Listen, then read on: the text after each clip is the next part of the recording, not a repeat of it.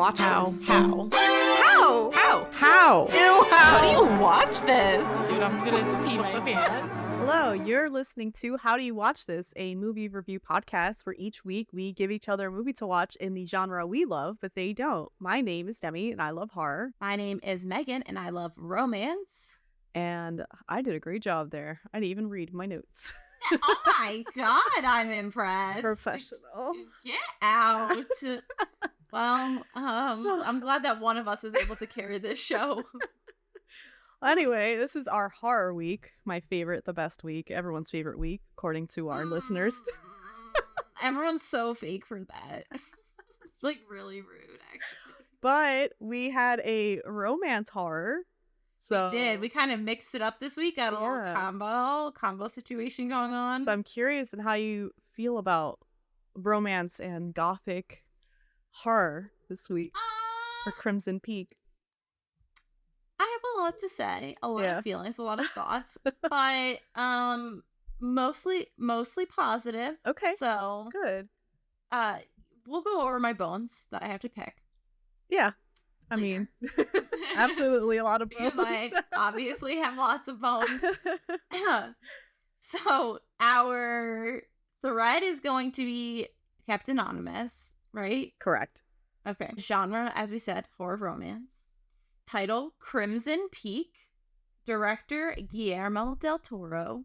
Mm-hmm. Year release, 2015. So, as we said last week, we're changing it up a little bit. So my snapshot is going to be more than 2 sentences. It's going to be a couple minutes long. And I'm just going to give a brief summary of the movie. And then we will jump into some talking points that I have outlined. So we'll see how well that goes. Yeah, go for it. All right. Crimson Peak tells the story of a young woman named Edith. At a young age, that was 2 youngs in a row. That's not my... I'm sorry, my brain We're just not stopped. professional writers here. It's okay. Yeah, but I hold myself to a higher standard. All right. What in childhood. There we go. So in childhood. Okay. Just like growing live up, editing. Yes. Edith saw a vision of her dead mother warning of a place called Crimson Peak. This encounter had a major effect on the girl who eventually went on to write a novel featuring a ghost. On her way to deliver her manuscript for feedback, Edith runs into an old friend named Alan. He is opening a doctor's practice and is clearly very interested in Edith. Edith makes snide remarks about the baronet who is in town, stating how little she regards titles. Unfortunately for Alan, as well as a number of other characters, Edith meets the baronet, whose name is Thomas Sharp, and is immediately drawn to him. He compliments her manuscript after briefly glancing at it, which apparently is all it takes for her. All it takes. Thomas is trying to make his family's clay mining operation financial again, so his goal is to get backing from Edith's dad. The father is not impressed and finds Thomas suspicious. He has an investigator look into the Sharps. The dad uses this information to bribe Thomas and his sister Lucille to leave town. He also asks that Thomas thoroughly break Edith's heart, which he does by slamming her novel publicly and brutally. The next morning, Edith's father is brutally murdered in his bathroom in a scene I could barely watch.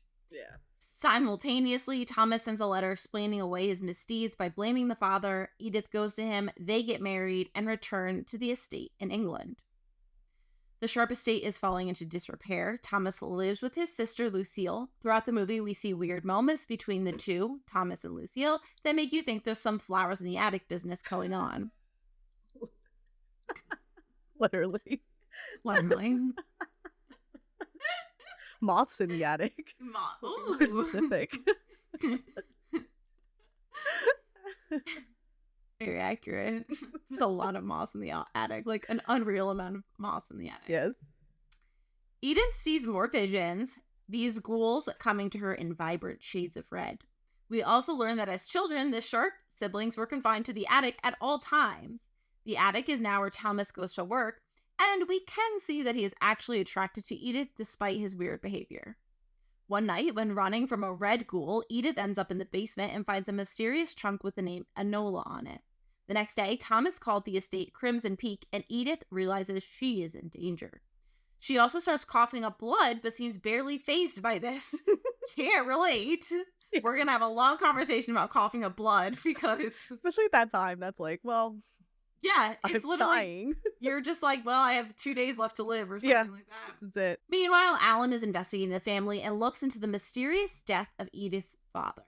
Edith and Thomas consummate their relationship, which causes the sister to explode with anger when she realizes. Edith also finds out that the trunk contained voice recordings. She listens to them and learns Thomas has been married 3 times previously and killed his former wives with poisoned tea. Edith ends up catching Thomas and Lucille committing acts of incest. Lucille pushes her off a balcony. Luckily, Alan shows up to the house just in time to bandage her up. Lucille proceeds to stab him. Then Thomas stabs him, carefully. Then Edith stabs Lucille. Then Lucille stabs Thomas until he dies. Then Lucille and Edith have a knife fight, and Edith kills Lucille with a shovel. She and Alan hobble off the estate and into the arms of the police or something like that. The end. The end. Don't you love gothic horror? Dude, it really is just like it has so many elements of other like gothic literature and stories and things like that. Yeah. And I have lots of feelings about it. So let's jump right in. I wanna start first by mentioning this was in America in the 1800s. It starts in America in the late 1800s, 1887. And then they make their way to England in the 1800s. Mm-hmm. And I kind of forgot that it was America in the late 1800s until we go to the hotel and the maids are like the first Black characters you see. And I was like, oh my God, of course. Thank you, America. Yeah, like they didn't click to me either. And I was like, oh, wait, yeah, they're like in completely different contexts. Yes. I was just like, all right, okay, I get it. Because the fashion was so similar. Yes, it really was. Like Edith and Lucille had very similar styles of fashion. Oh, yes. And my next talking point is that the costumes, Slayed. My God. They slayed so hard. So hard. Every outfit she wore, I was like, want it. I was so obsessed with like the sleeves that were so massive. Yes. I'm like, gorgeous. I wanted to look more into the accuracy of the times, and it seems like from what I saw, it seemed fairly accurate. Obviously there's some creative. Yeah, they were a little extra with it, a little fairy tale with it, but you know, the big sleeves were a thing, and then the waist being cinched with like a corset, or you know, the long dresses and the men's attire. So it was more or less fairly accurate, and I'm like, oh, this stunning. It was stunning. I wrote that I was made to be born during this time. I know. And then like 2 minutes later, I saw her glasses and I was like, the glasses look so bad on her. She's so pretty, and it's like the little like Mary from Pride and Prejudice glasses. Yes. I felt so bad because I was like, I genuinely up until that moment was like, gorgeous. oh God. Not all the fashion is perfect. I literally, the one scene, she was wearing like, I guess it was a nightie, like some sort of pajama. Yes. And it was just this like shawl, this gorgeous gown that she was still wearing. I'm like, yes, this is what I want. This is the vibes. Like, so the nightgown itself was like a velvet. Was like pleated. Yeah, so the gown was like this white pleated gauzy fabric, which looked ethereal. And then she had that thick, like velvet yellow cloak with like so flowers nice on the poofy sleeves, and I was like, it was stunning. Why don't we dress like this now? Yeah, the costume designer was a woman, and you can tell because, of course, I mean, perfect. She knew the vision. She's like, this is what the girlies want. Yes, the girlies did want. It was incredible, and her shirt during that the like floral lacy shirt she had, so gorgeous. Anyway, I wanted her freaking all the outfits. Okay, my next point, actually I'm gonna skip this one. I want to come back to it. I want to talk about Tom Hiddleston in a minute, but first I want us to continue to be a little bit more professional before we get into before we talk about the men. That'll be a whole other we'll end it on the men, I think, because otherwise goodbye.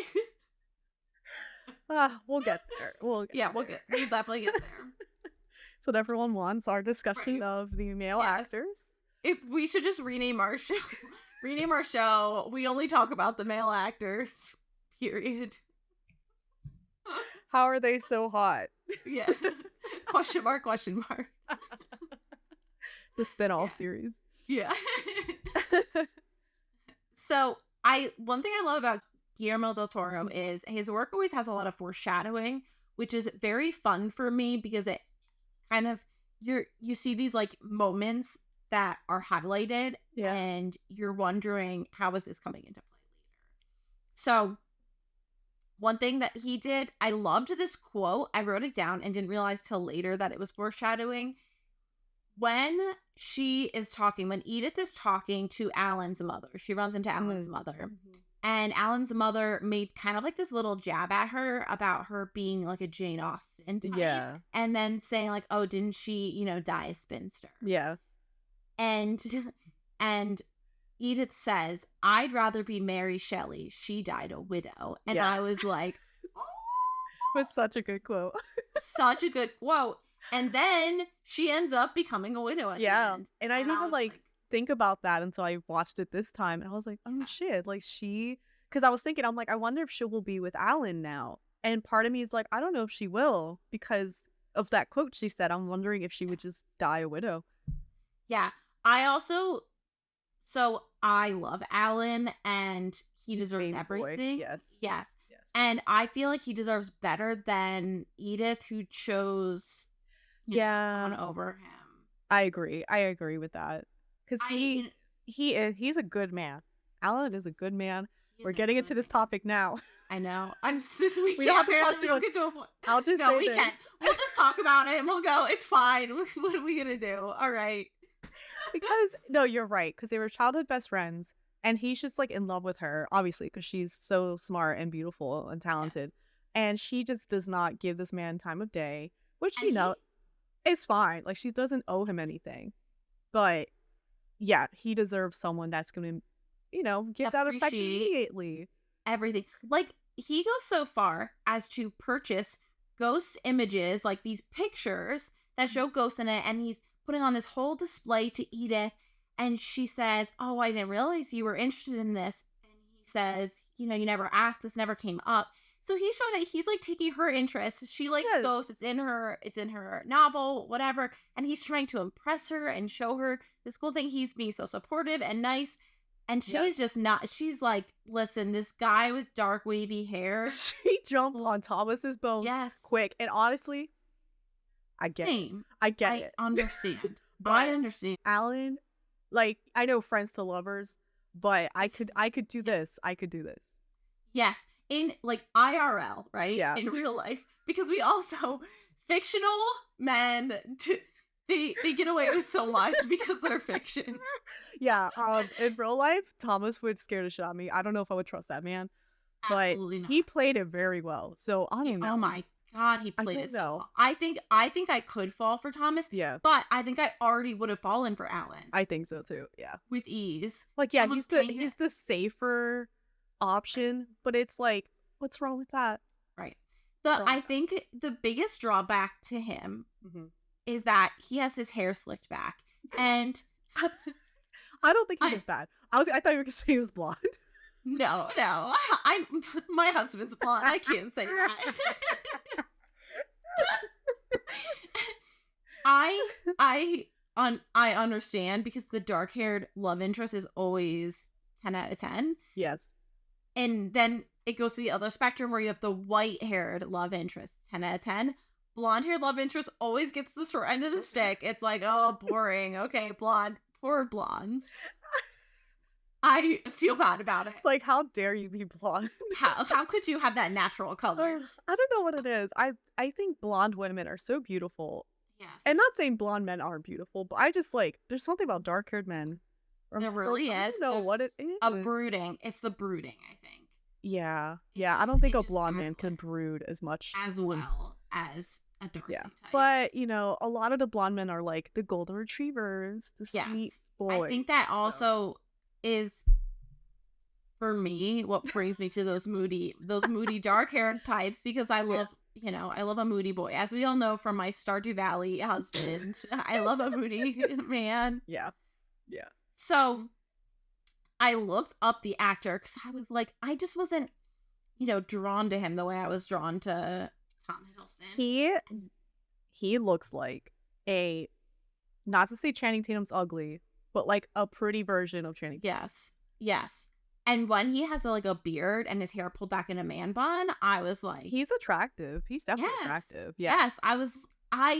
If that man showed up in the beginning of the movie, I wouldn't have even looked twice. I wouldn't have looked twice at Tom Hiddleston. I mean, I would have looked twice, but I would have already been married. Yes. Right. Please, a doctor in America. Yes. Yeah, and he has money because he's got a car. He has one of the first cars, because the number is so low. There's only 4 digits in that license plate. He's a wealthy dude. Like, this is prime. Like, I know, okay, Edith, I get it, but like, as a woman, you gotta catch him when you can.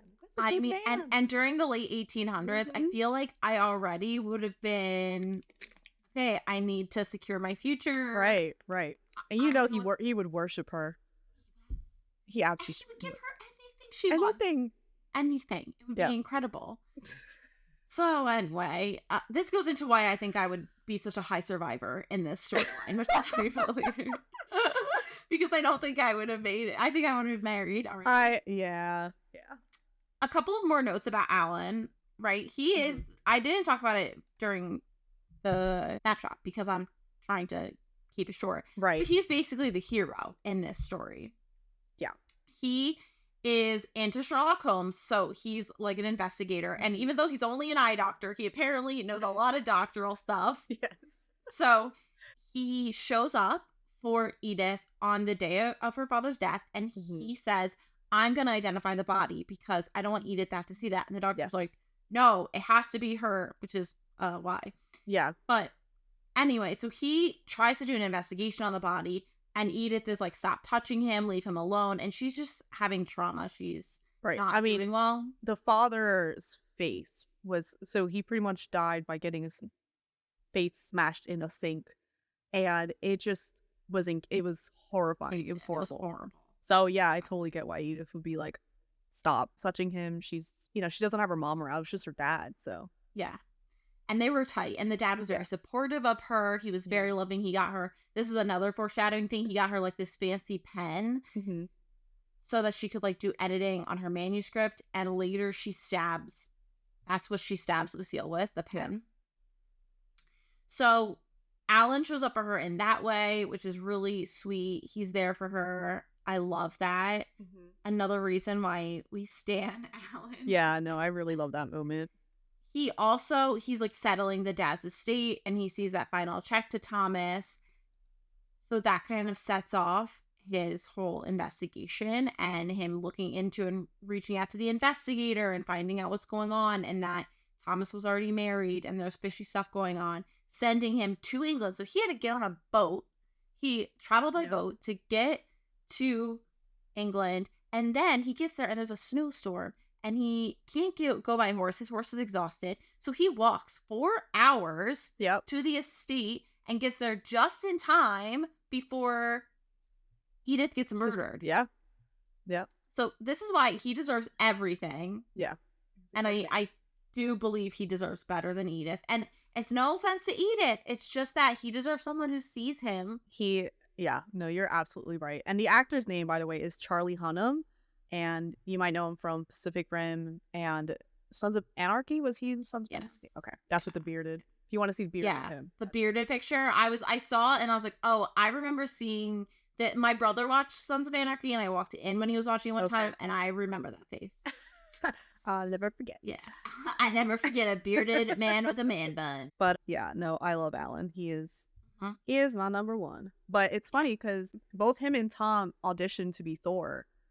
Back, for MCU, and it's kind of funny that they're both now in this movie together. But yes, also interesting that Tom auditioned to be Thor. I know. Could you imagine him blonde? Because I can't.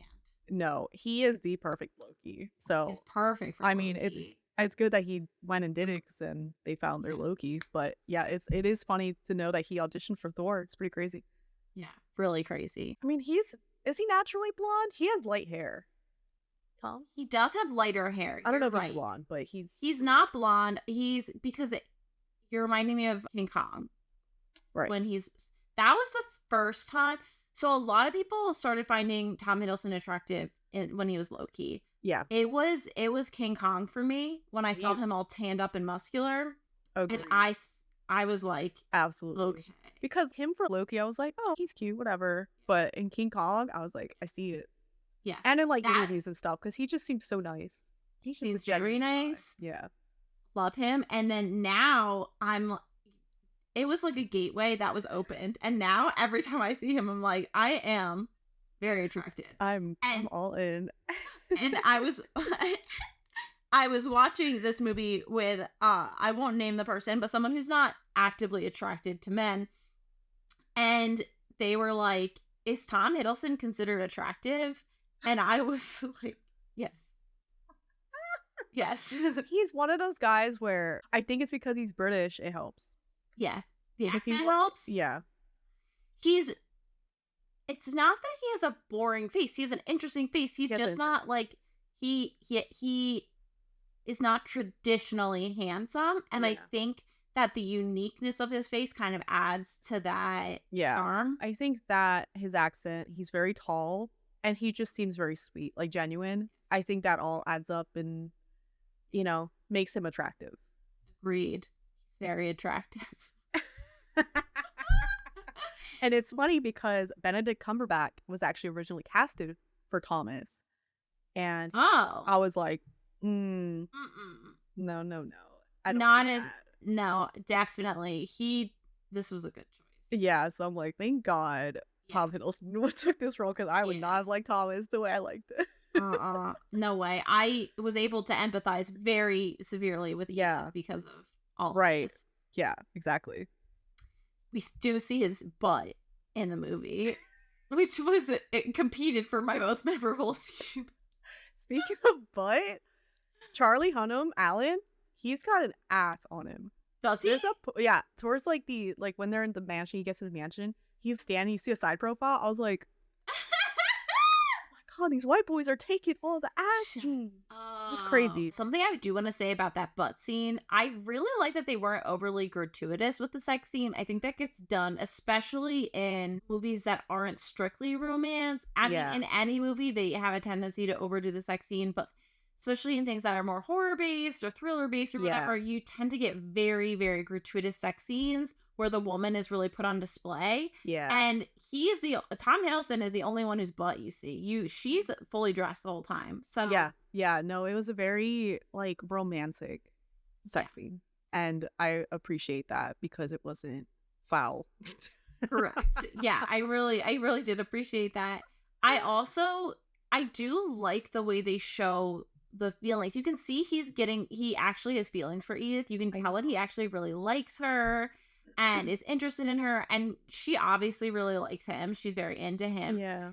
But you can see this slow build up for him where he starts in with his sister's plan and he's gonna let her die just like all the others. He makes her tea. The tea is the poison. He's making her tea that first night, whatever. Little by little, he starts to get to the point where he says, never drink the tea. Yeah. And I think this is telling for her too, because at this point she knows the tea is poison and he's telling her don't drink the tea. So she's thinking to herself, this is the sister being manipulative. Mm-hmm. And I think at the end of the day, this is going to be it's a very challenging subject to talk about because yes, he's complacent in a lot of these crimes. Yes. Of what's happening. He allows it to happen. He protects his sister. Mm-hmm. He is also participating in the illicit acts. However, I do believe that the sister was abusing him from a young age. It seems it's played off like she is the one who, we don't really know who initiated the sexual contact between the siblings. Yeah. It is very Flowers in the Attic where they have no other anyone else to give them affection or attention and they give it to each other and it gets gross. Yeah. Yeah. Go ahead. They're both very damaged people. Lucille obviously is a villain, but you kind of know. So their mother was very abusive. They end up killing the mom when they were children, by putting a matchet in her head. Yeah. Yeah. A matchet? A matchet? What did I say? Machete. Machete or a hatchet. You can a butcher's knife. One of those. Yes. Yeah. I'm just making up words. And so it seems like the sister did initiate a lot. It seemed like she took care of him. She handled everything. She took control, and it just kept getting worse. And obviously she needed him more than he needed her at a point, and she just can't let him go. And she's probably thought of the idea to have him marry women and kill them for money, and he went with it because they needed money, and he's, loves his sister. He's going to listen to his sister. But obviously after so many wives and death, it seems like Thomas is it's a lot on him, especially with Edith, because he does start falling in love with her. Yes, and he has intimacy with Edith that he never had with any of the other wives. So it's, a moment for him to have physical touch with someone who's not his sister, probably the first time in his freaking life. Yeah. Interesting thing about him, he never does harm to anyone, specifically in the movie, without reason. Mm-hmm. And by that, I mean, essentially, the sister is the one who does the poisoning. For the most part, like, he participates a little bit in that, but it's never just like a one-hit kill. Yeah. He was supposed to, the one wife he had, Enola, had a dog. Yeah. And adorable dog. Love that dog. Would die for that I dog. know. So cute. Oh my God, so stinking cute. Basically, there's a scene where the sister said, "I thought you killed the dog." And he said, "I left it outside. I thought that was all it would take." Yeah. And so he couldn't even kill a dog. I mean, you shouldn't kill any dogs ever. But what I'm saying is, he just doesn't have that side of him like Lucille does. Yes. So in the end, when he does stab Alan, he whispers to Alan, "She's going to do this if I don't. You're a doctor. Tell me where to stab you." That's what he does. And Alan is able to survive because of that. Yeah. I don't really feel like there's anywhere you could stab a human being where it's not going to be a fatal injury, but I guess Alan knows what he's talking about.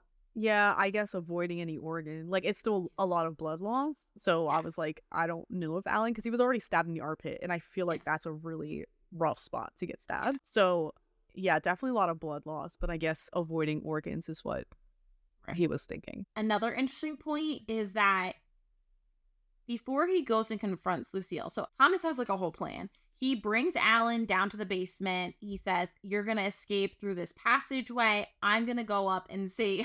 I'll be right back. I'm going to go save Edith. And then you guys are going to escape." So he goes upstairs. Edith has already stabbed Lucille and is running down. He stops her. He tells her to go into the basement, that Alan's down there. Yeah. And he basically says, "You can wait here for me, or you can go down. I'll be back." And she waits. She waits for him. I was surprised. I really thought she would have gone down after everything that's happened. Yeah. But she clearly still is seeing this tender side of him. She has feelings for him, and she's willing in that moment to put it all aside and wait for him.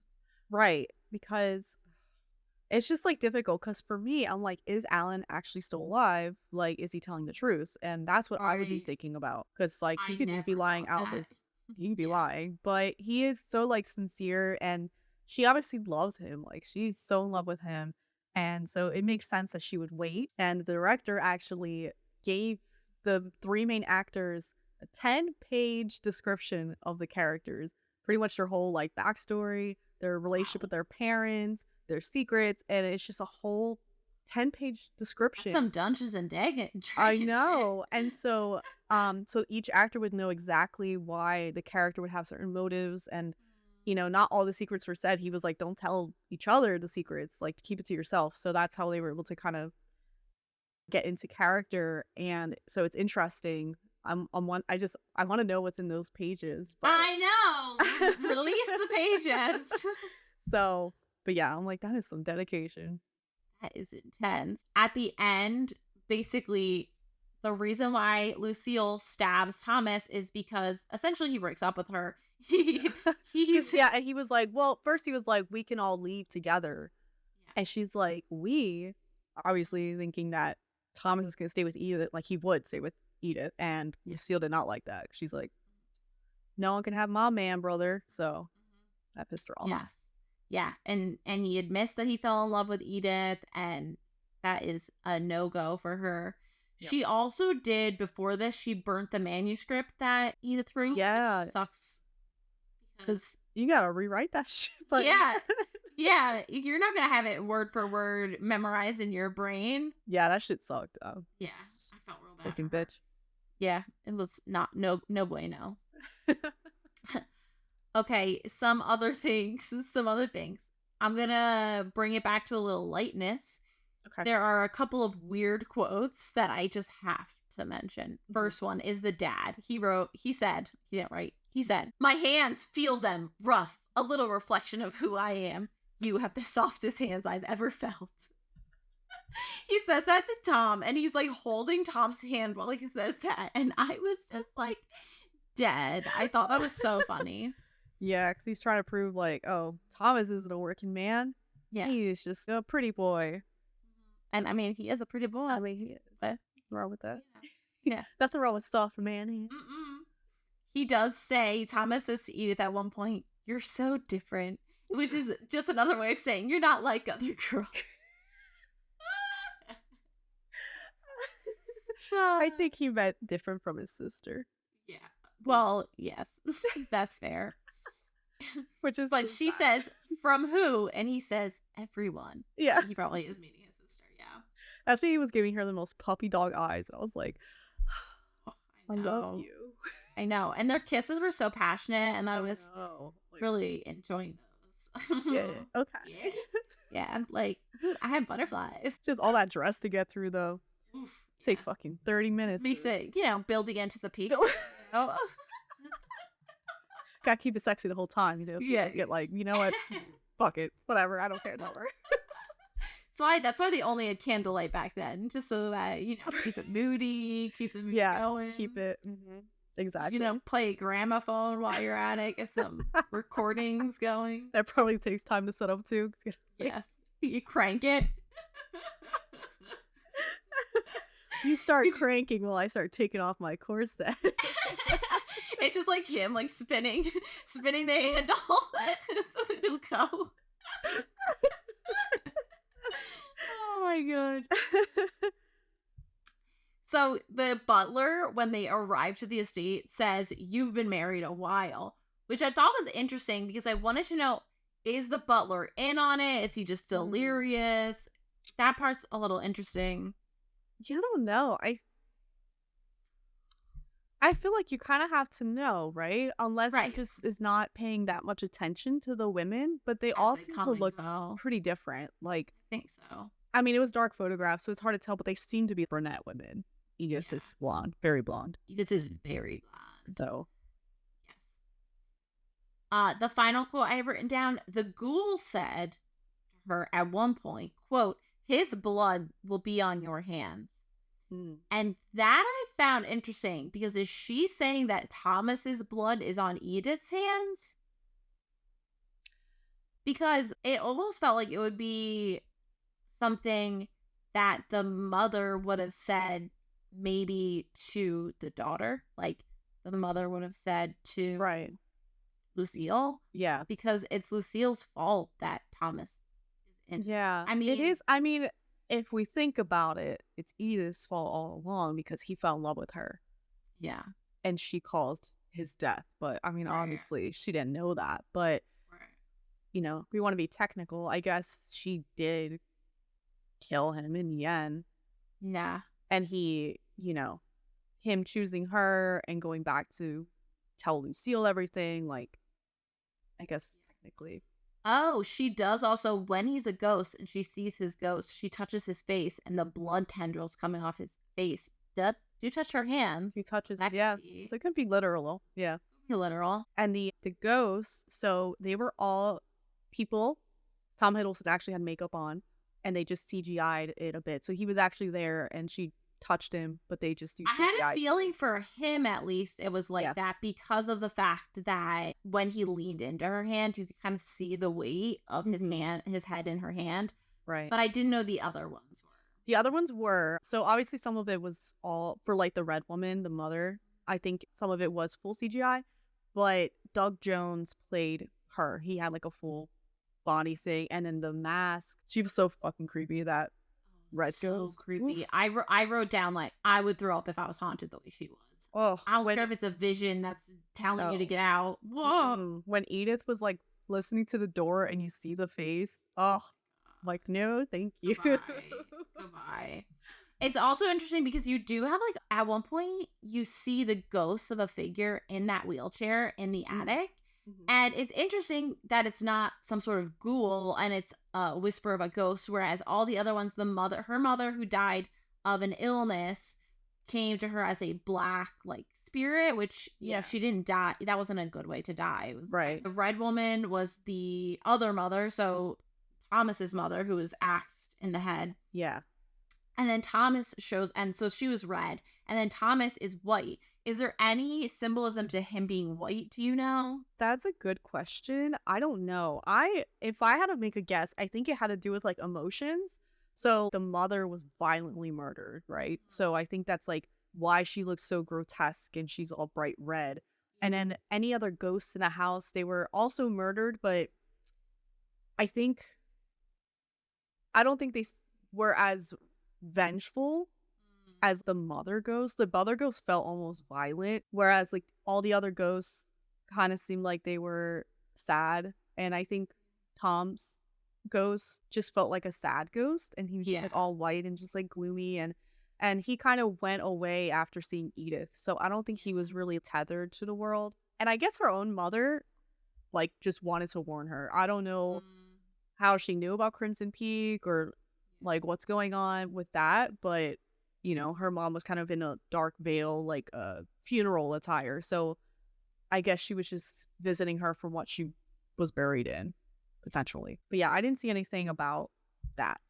I'm sure there's definitely some sort of metaphor or symbolism. Yeah. For all that. I mean, anything with GDT is very full of GDT. A couple things about the sister Lucille. There's a scene where she caresses Edith's face with a dying butterfly. Oh, I know. I wrote that was my deleted scene. Okay. Especially because the butterfly they show the butterfly getting eaten alive by ants, which was horrifying. No. I did not like it. I also wrote should be deleted pretty much any gratuitous gruesome gore, because that's not my vibe, but that was like the scene that was goodbye. The director had that scene pretty much to show that Edith was a butterfly and Lucy, you know, is a moth. So that's like the symbolism there, but I'm like, why would you rub the dead butterfly? Like, it was not, that was it. I was like, oh yeah. And that's also during that exchange is the first time you see this like weird intimacy between, I mean, already you saw some sort of weird looks. Lucille was giving weird looks to Thomas at the ball when he was dancing with Edith. And there's a really cool scene where they're doing the waltz and they're holding a candle and the light doesn't blow out. Yeah. I loved that. But you're seeing some weird looks. But the first time you have this like tender moment between Thomas and Lucille is right after that butterfly scene or right before, I forget, where essentially they're like really up in each other's faces and you're like, that you need a little personal space. Yeah, because it definitely escalates and you're just like, it keeps going. And for some reason they look so similar. They did a good job with the actors where they both have really, really dark hair, really bright eyes. And the whole time I really didn't question. There was maybe one point where I was like, oh, maybe she's not actually the sister and she is the person he's married to. But then pretty quickly I went back towards, I'm pretty sure they're just related and this is really gross. Yeah. Yeah. And that's the actress, so it's Jessica Chastain for Lucille. The director originally thought she would want to play Edith, and she was like, no, I'm more interested in Lucille's character. She seemed to be more of a challenging character to portray. And Jessica, in real life, she's like very fair and very, I think she's natural redhead. I could be wrong, but she's very light red hair, and I feel like they cast it so well. Yes. I don't know if I could see her as Edith, but it could be because the actress for Edith is Jessica. Yeah. But yeah, so she definitely wanted to do the other part because she thought it was more challenging, which I agree. It's definitely an intense character to play. And she learned piano for the movie. So she played the piano in the movie, which is very impressive, especially the first time we see her, because she played a pretty intense melody. But yeah, she learned piano for the movie. It's really cool. Good for her. Yeah, woman of all trades. Seriously. Really couldn't be me. No, I'm here to act. I can play the first. I still to this day, because I taught myself a little bit of piano, I can play the first bar of For Elise. Okay, it's called. Yeah. So do do do do Yeah. do do, and that's it. That's all I can play. That's more than a lot of people, I'd say. That's how I get all of the guys. I just play a little. Single chord for Elise. For Elise. I say, you heard this song before? Get back, boys. Try not to get too crazy now. So there's a scene where Lucille shows off this kinky book to Edith. Oh my god. I'm pretty sure this is her way of being sly and making sure that they didn't hook up at all in the travels. Because basically she unlocks a drawer and pulls out this book and shows this illustration, this sexy illustration. Yeah. And is like, oh, you can study this book if you want. I know you already have. You know the way with all this kind of stuff. First of all, really weird conversation to have with your sister-in-law, especially in 1887. Yeah, if you weren't suspecting anything weird, that moment is really, really, really weird. I couldn't imagine. Sorry, I just in 1887, first of all, I mean, maybe there are people who have close relationships with their sister-in-laws who feel comfortable having these conversations in modern times. Fine. Maybe you want to show off your sexy books and give tips and tricks on how to, I don't know. I personally, not me. No. And it was like, oh, we haven't yet. And I would have been like, excuse me? Personal boundaries? You know what? I'll take it. Right. Give it up right now. Really fucking killed. Yeah. I know that would have been. Let's rewrite the movie just so we can see what happens in that moment. Let's see how many times I would fuck up where Lucille would just kill me. Right, exactly. Quick. I'll just be like, oh, that's interesting. I'm curious. Sorry. Well, I guess she needed the money first, so. Yeah, that's true. She wasn't going to do anything until the check, the whatever got signed. I would just piss her off greatly. Right. Which is also I don't know why Edith decided to sign that paper at the end, because she knows that Lucille's going to try to kill her. And Lucille's just like, you have nothing left to live for. And Edith's like, okay, and signs it. Yeah, I don't know, because, at that point, I'm like, well, I'm going to die either way. So, right. You don't get the money. Why would I sign this for you, fucking bitch? Yeah, exactly. I would have been, real slow, though. Maybe mess up. Each letter and shake my hand. Yeah. Ruin the paper, so we have to file for a new one. Oopsies. What you gonna do? Yes, I'm stuck being alive. Idiot. The sister does happen to show up at a lot of opportune times and is spying and being super weird. Oh my god, she's so irritating. Oh my god, yes. She's looking through a little keyhole, and then when they're having their makeout scene in the attic, she runs up with tea, and it's and both of them were even Thomas was like, this bitch. Yeah. And at that point, I thought the tea had a sedative because the next scene was her waking up. So I just assumed it was something that was putting her to sleep. I wasn't thinking that they were actively poisoning her up until she started coughing up blood. But I wasn't thinking, the slow death. But this is gonna lead into one of my bones to pick with you. I was enjoying the movie, living my best life. The worst thing that happened, it was a little gory, and I couldn't watch that head bashing scene. And then she starts coughing up blood, and I was like, how dare you, Jenny? How dare you? What have we spoken about? It wasn't. It was the poison. I know. I had to keep reminding myself. I was like, she's not dying. She's not dying. And then, I mean, she is dying, but she's not. But I couldn't, the way she woke up after coughing up blood, which was horrifying. And she had a smear of blood on her face, and I could barely look at her. I was like closing my eyes, so I didn't have to see the blood smeared on her mouth. And she's just walking around looking for Thomas, and real casual, and then a ghoul starts chasing her or whatever. Girl, I would have been screaming. This is how I know I would have survived. If I coughed out blood once, I would have been straight to the town doctor.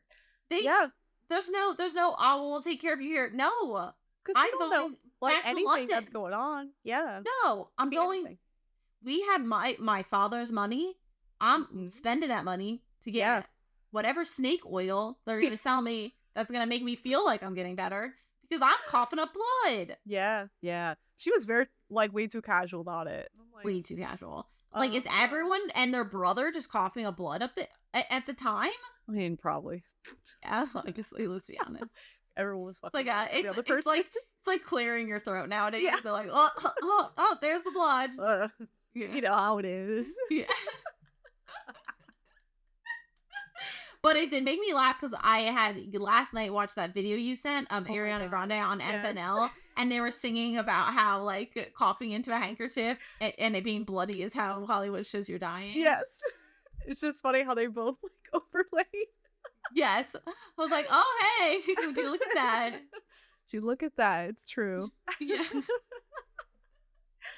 And then the other bone I have to pick with you is just the gore, but that's more of GGT's fault than anything.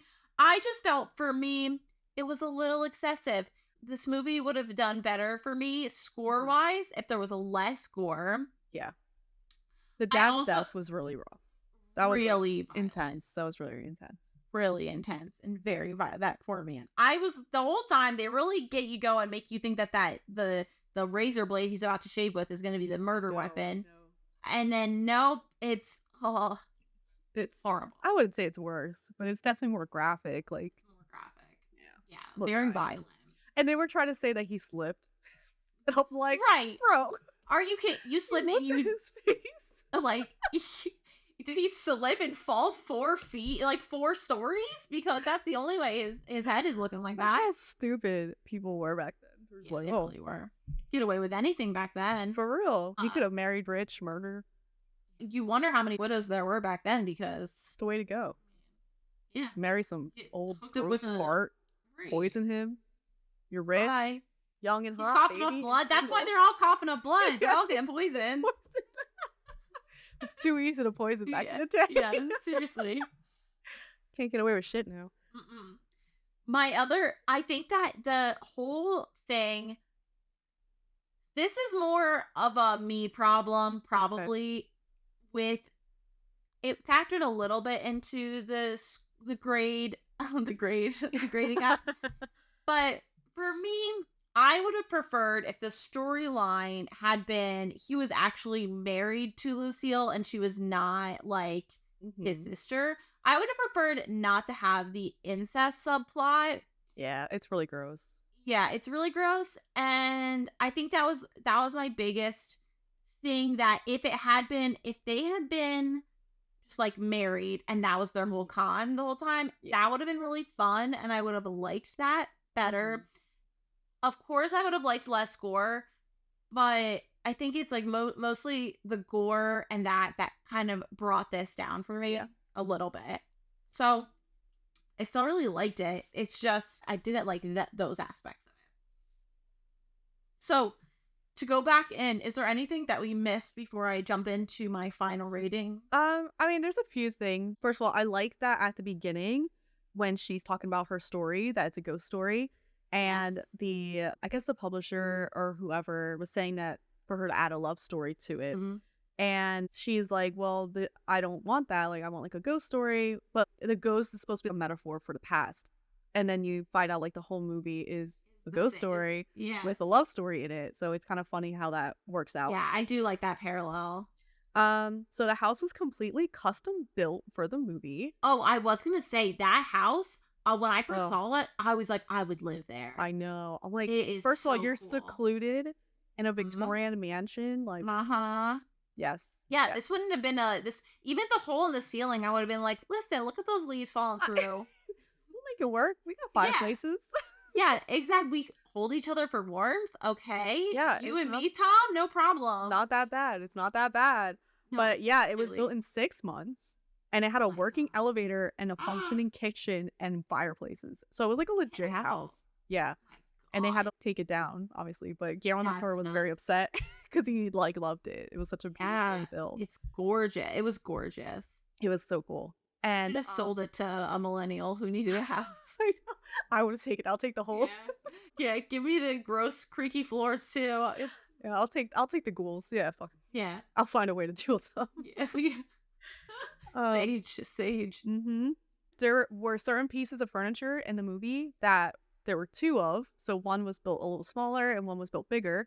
And so in certain scenes of the movie, if a character was shown to be powerful and strong in a movie, sitting in the smaller chair could them look bigger. And it's the opposite, where they'll sit in a smaller piece of furniture to make them feel smaller if they were being like coddled or scared. That's interesting, because I did feel like I noticed there was the scene where she was basically crying to Tom and Thomas and Lucille and saying, "Get me out of here, I can't stay here."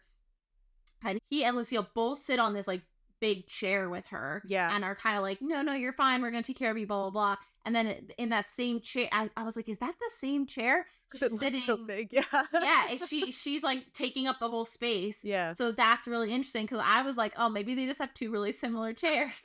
Okay, cool. That was like an intentional thing he wanted to do. So the one scene, the bathtub scene, where Edith hears screaming, like a violent scream coming from the bathroom, and she goes to investigate. And then that's where the red woman comes out, very shining, which you'll eventually see on this podcast. So Guillermo del Toro claims that one of his inspirations for that was an actual supernatural event that occurred for him. No. And he stayed the night at a haunted hotel in New Zealand. This is when he was working on the Hobbit trilogy. Oh, and he claimed that one night after midnight, he could hear the sounds of a murder, including whimpering and screams coming from a vent to an empty bathroom. And so that's what inspired him to do that scene. And I'm like, that is so horrifying. I can't my God. Can you imagine hearing like bloody murder screaming? No, I couldn't. I literally can't imagine it happening. No, goodbye. I never coming back. That's horrifying. That's so insane. That is really scary. The waltz scene with Tom Hiddleston and Mia, the actress who played Edith, they did have a lit candle, but it was double wicked. So oh, really? Okay. Yeah, so they were technically dancing with a lit candle that didn't go out, but it wasn't gonna go out. Yeah. Fair enough. It was, I mean, it's still really cool. It's very all the times I was like, it's gonna go out, and and I was like, it's a movie. They're gonna make sure it doesn't go out. Right. Okay, so my most memorable scene, aside from the butt scene, was Lucille killing Thomas. I thought that was really memorable, but I feel like there's so much that happens in the movie that was just like very impactful. Yeah. It was really hard for me to pick that. I just thought what really summed up everything. The scene that should be deleted, I already told you. The main character, I said smash. She's phenomenal. Edith is great. She's beautiful. She has a phenomenal hair. Yes, I love her hair. I can't imagine having hair that long. And her outfits. Right. I mean, I know I'm saying smash, but like I just want to be her, but like yeah. Because those outfits. But whatever. You can share a closet. Yeah. Yeah, definitely. That would have been so fun. Are you kidding? Great. She's probably smaller than me though. She looks quite small. Dainty. Okay. Yeah. So the main villain, I was like, this depends. And then I put ... So if we're talking about the sister being the main villain, pass. She doesn't really have any redeeming qualities. No. If we're talking about Tommy boy. Tommy. I said that's really where it's getting a little iffy. If I knew everything Edith knows up until the point when she realizes he's doing something bad, smash all the way through. Yes, obviously, I'm going to smash up until that point. Once I know he's banging his sister, once I know he's maybe complicit in murder, it's gonna be a pass for me. You know, he's attractive. He's got a soft side. I know he's being manipulated. It's still gonna be a pass. You need to work on like healing yourself. Yeah, if he survived and got like therapy and stuff, like maybe we can make something work. But maybe, but yeah, not those the last 20 minutes of the movie. Yeah, we're gonna say no. The ghouls, they're not villains, but I'm gonna go ahead and say pass because just in case anyone's wondering. Yeah, for the record, I am not interested in ghouls. How likely are you to survive this situation? I feel very confident. I feel like because of who I am as a person, I would not have been able to make the choices Edith has made. So I'm saying a 9 because number one, I first of all think I would have married Alan at the beginning. And but let's say I didn't and I met Tom. I obviously would have fallen in love with Tom. I would have gone to the mansion for sure. I would have been like, we're gonna make this work. The minute I cough blood, I'm telling you, I'm out of there. Goodbye. Yeah. And then I would have just found it all very suspicious, and I would not have sold my dad's like things and everything right away. I feel like it would have been a little harder for me to transition. Yeah. I would have, I would have still had ties back home. So I gave it 4 hearts.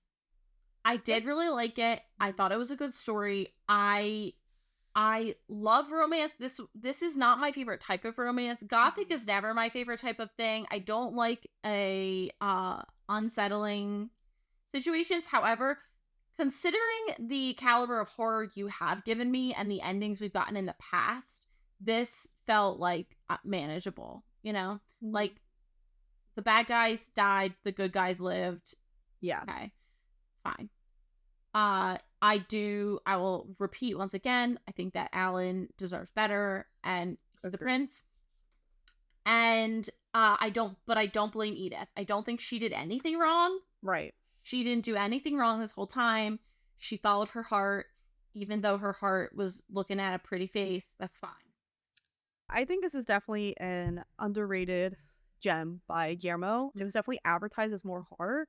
And so when I first saw it, I was expecting that. And I didn't expect this like gothic romance to be such a big part of it. And I think a lot of people were turned off by that because it was marketed a certain way, which isn't Guillermo's fault. Really? Yeah. So, but I think it's definitely worth watching and seeing it, knowing what it is, like going into it knowing what it is. Because there's definitely horror in it, but yeah, it's not like it made it seem like it was gonna be a very heavy ghost horror story. So I mean, obviously I went in knowing literally the bare minimum. So right. And you told me it was romance, so I was expecting that. Yeah. So I really enjoyed. I think it's a very good movie. Oh, and I would recommend to a non-horror person. I would, because I would just tell them close your eyes during the scary parts, and if you're scared of dying, don't look when she coughs the blood. Oopsies. I had to think very quickly last time. I actually did enjoy it, and it's a poisoning, so I'll allow it. It was fine because she wasn't actually right. And we're gonna assume she makes a full recovery and moves on to live her Mary Shelley life. Yeah, as she should. She should. All right, so the movie I have picked for Demi for next week is Rosalind. I believe that's how it's pronounced. It might be Rosaline, but I'm pretty sure it's Rosalind. Yeah. I just spent a ridiculous amount of time trying to look it up. I watched the full trailer and I couldn't. They never said her name. No one said. I mean, I did start skipping through it towards the end, so I probably skipped right over the one time they said her name.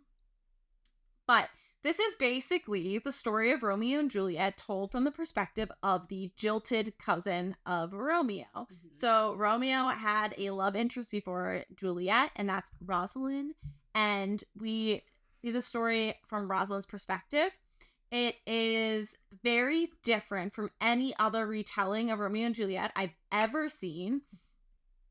And in that way, like a live action, because, you've got Romeo and Juliet, but that's not. You also have the Leonardo DiCaprio one. Right. So different from the one.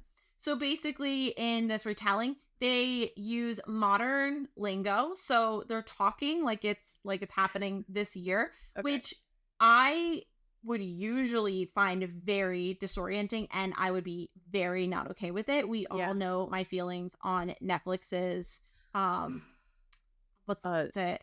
It's not Persuasion. No, it is Persuasion. Is it Persuasion? Okay. Persuasion. On Netflix's Persuasion, hated. Wow. This one did really, really well. There's modern music. It's just done like, I don't know. I think you're going to enjoy it. Maybe because they go all in with it. Persuasion was kind of like half and half. Here and there. And it. Yes. This one, it's all in. It's very funny and enjoyable. It's going to, sorry, spoiler alert. It's going to have some funny bits. Okay. I think you're really going to like it. I'm excited. I hope you like it. I've genuinely been dying for you to pick this one because of the fact that I just want to rewatch it.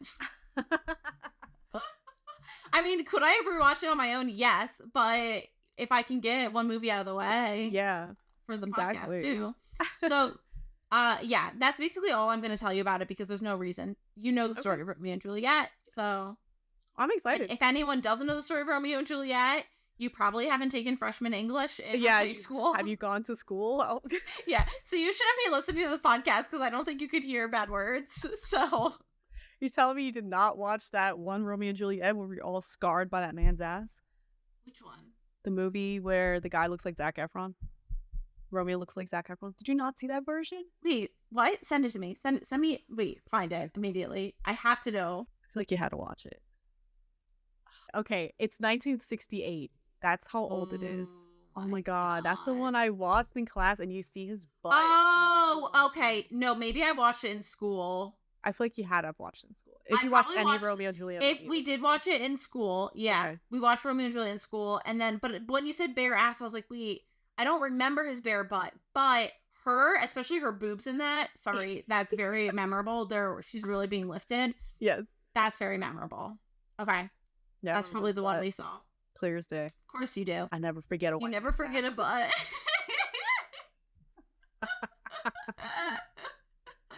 I don't know what they're eating, but yeah. I don't think you're gonna see butt in this one, but all right, maybe you will. Maybe that's our common thread. Just kidding. Let's not oh, we should have a common thread. It's like just good ass. Yeah.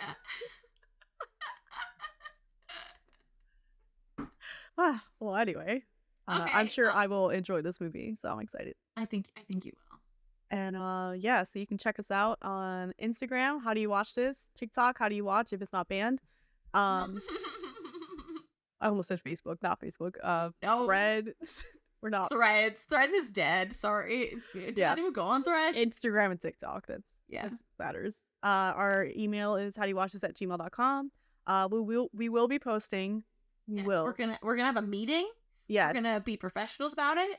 We have so many ideas. It's just that I found an app that could help with scheduling. So oh my god, amazing. We are on it. That's gonna be so great for us. We'll eventually do it. Yeah. We did so well for a little while. Yeah, we'll get back to it. Yeah. So bless you. Thank you. Anyway, have a good night, guys. Or morning, whatever you want to do this. I don't know. I will see you later. Bye.